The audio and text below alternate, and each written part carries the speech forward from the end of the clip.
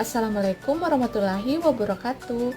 Perkenalkan, nama saya Nancy Pabintan, NIM B1C123-103 dari kelas C Sistem Informasi Manajemen. Di sini saya akan menjelaskan jawaban dari beberapa pertanyaan diskusi mengenai manajemen pengetahuan. Pertama, itu dikatakan bahwa manajemen pengetahuan adalah suatu proses bisnis dan bukan teknologi. Sebelum itu, kita perlu mengetahui apa sih itu manajemen pengetahuan.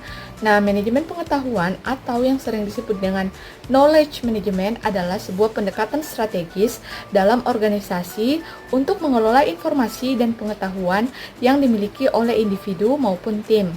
Penting untuk dipahami bahwa knowledge management ini bukan hanya tentang teknologi semata, melainkan merupakan sebuah proses bisnis yang terencana. Mengapa knowledge management atau manajemen pengetahuan ini adalah proses bisnis?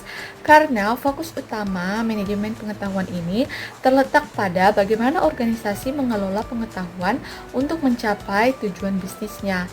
Proses ini melibatkan aktivitas seperti yang pertama itu mengidentifikasi pengetahuan. Apa saja pengetahuan yang penting dimiliki oleh organisasi, baik yang sifatnya eksplisit, misalnya dokumen, data, prosedur, maupun tacit, misalnya pengalaman dan keahlian individu. Yang kedua, mengumpulkan pengetahuan. Proses ini mencakup dokumentasi pengetahuan, baik melalui catatan, database, atau wawancara dengan para ahli di bidangnya. Yang ketiga, menyimpan pengetahuan. Pengetahuan yang dikumpulkan harus disusun dan disimpan dengan rapi sehingga mudah diakses ketika dibutuhkan, misalnya melalui sistem penyimpanan digital atau manual. Yang keempat, berbagi pengetahuan.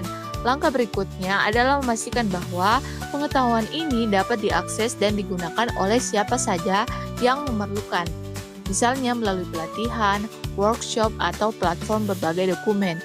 Dan yang terakhir, memanfaatkan pengetahuan. Pengetahuan yang telah dikumpulkan dan dibagikan ini digunakan untuk pengambilan keputusan, meningkatkan efisiensi kerja, dan menciptakan inovasi dalam organisasi. Meskipun teknologi sering digunakan untuk mendukung proses ini, seperti penggunaan perangkat lunak berbagi dokumen, platform diskusi, atau sistem manajemen konten, teknologi tersebut hanyalah alat bantu. Manajemen pengetahuan itu tetap membutuhkan strategi yang dirancang untuk manusia dan alur kerja. Contohnya itu, bayangkan sebuah perusahaan memiliki tim yang sangat berpengalaman. Manajemen pengetahuan ini membantu menangkap pengalaman mereka, misalnya dengan membuat dokumen standar operasi berdasarkan praktik terbaik. Teknologi dapat membantu menyimpan dokumen ini di sistem cloud, tetapi tanpa proses berbagi dan pelatihan, dokumen itu tidak akan memberikan dampak nyata. Untuk yang kedua, berbagai macam cara yang mana sistem manajemen pengetahuan dapat membantu perusahaan dengan penjualan dan pemasaran atau dengan manufaktur dan produksi. Dalam penjualan dan pemasaran, sistem manajemen pengetahuan itu dapat membantu perusahaan meningkatkan pemahaman pelanggan, berbagi strategi pemasaran yang sukses, dan meningkatkan respons pelanggan. Sedangkan dalam manufaktur dan produksi, sistem manajemen pengetahuan itu dapat meningkatkan efisiensi operasional, yang dimana dapat membantu menyimpan prosedur kerja standar, panduan teknis, dan solusi masalah yang sebelumnya terjadi di lapangan. Contohnya itu, protokol pemeliharaan mesin masih tersimpan di sistem manajemen pengetahuan dan dapat diakses kapan saja. Yang kedua itu meningkatkan kolaborasi. Adanya sistem pengetahuan ini memungkinkan tim produksi berbagi inovasi proses seperti cara-cara baru untuk menghemat waktu atau biaya. Contohnya, dokumentasi penghematan energi di lini produksi. Dan yang ketiga itu mengurangi kesalahan. Dengan berbagi pengetahuan tentang kesalahan yang pernah terjadi, sistem manajemen pengetahuan membantu mencegah terulangnya masalah yang sama. Dan yang terakhir, perusahaan Anda ingin melakukan lebih dengan manajemen pengetahuan. Gambarkan langkah-langkah yang harus dilakukan untuk mengembangkan suatu program manajemen pengetahuan dan pilihlah penerapan manajemen pengetahuan. Jika perusahaan Anda ingin lebih serius dalam mengelola pengetahuan, ada beberapa langkah penting yang dapat diambil. Penasaran apa aja? Yuk disimak. Untuk langkah yang pertama itu, Kita dapat menentukan tujuan sistem pengetahuan. Mulailah dengan menentukan apa yang ingin dicapai melalui sistem pengetahuan itu, apakah meningkatkan efisiensi kerja, mengurangi biaya, atau mempercepat inovasi. Nah, tujuan ini harus spesifik dan relevan dengan kebutuhan organisasi. Nah, langkah yang kedua itu mengidentifikasi pengetahuan yang penting.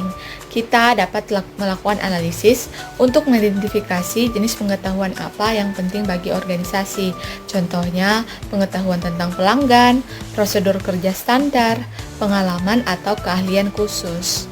Selanjutnya, langkah yang ketiga itu membuat struktur knowledge management.